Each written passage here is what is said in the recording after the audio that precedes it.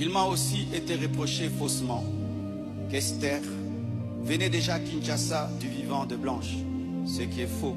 Vous pouvez aller à la DGM, c'est seulement le mercredi. Elle est venue quand? Mercredi qu'elle est venue. Et d'ailleurs, quand elle est arrivée à l'aéroport, la DGM devait l'amener parce que c'était sa première fois. Je l'ai rencontrée après le départ de Blanche, au travers d'un ami. Avant cela, je ne la connaissais pas, on ne se connaissait pas. Et on dit que j'allais souvent au Canada plus de 10 fois. De toute ma vie, je suis allé au Canada que 2 fois, pendant que Blanche était vivante. Et après, j'ai voulu aller. Je n'ai pas eu le visa. Ceux qui font mes démarches de visa du Canada sont là. Je ne suis même pas allé 3 fois au Canada dans ma vie. Et ce qui est pire, on dit que j'ai pris ses biens, ses sacs, c'est plutôt ses habits. J'ai mis dans des sacs poubelles pour donner à la belle famille. Est-ce que toi, tu gardes tes habits dans des sacs poubelles pour que moi j'ai des sacs poubelles à mettre des vêtements? On a mis ces habits dans des valises et dans des gros sacs parce qu'il y en avait beaucoup. Quand ils sont venus prendre les habits, ils ont cru qu'il y en aurait quelques-uns. Il n'y avait pas assez de place dans leur voiture. J'ai dû leur prêter même un bus pour amener les habits.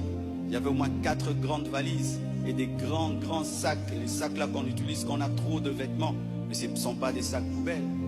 Plus de 6, si j'ai oublié. J'ai même la photo, je compte parce qu'il faut être précis. C'est ça, 4 valises et 1, 2, 3, 4, 5, 6 grands sacs.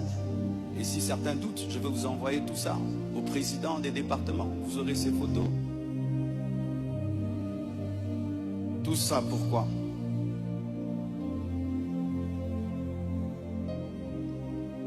Et ce qui est terrible, on m'accuse même de l'avoir tuée, alors qu'elle est décédée d'une crise cardiaque à l'hôpital, suite à une opération.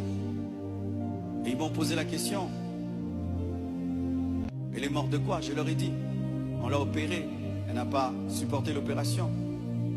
Le même jour, quand je suis arrivé avec son corps, après encore, la famille paternelle me pose les mêmes questions devant 10 personnes, 15 personnes. J'ai expliqué. Ils savent de quoi elle est morte. Et aujourd'hui au Congo, si tu deviens grand, donc tu tues les gens. Quiconque meurt à côté de toi, c'est toi qui le tues. Le jour que Dieu t'élèvera, tu comprendras ça. Tu dois prier que tout le monde vive 90 ans. Si les gens commencent à mourir, c'est toi qui les tues.